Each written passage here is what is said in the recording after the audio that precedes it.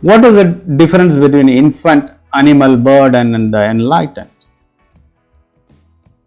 Are they all same? Yes, they are all innocent. In that sense, they are all same.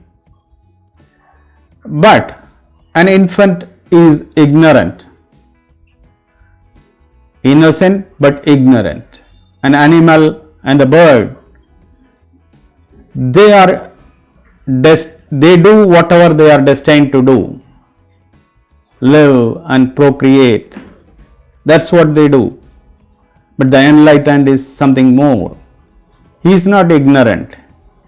He understands the value of gold and mud. He understands the value of beauty and ugly.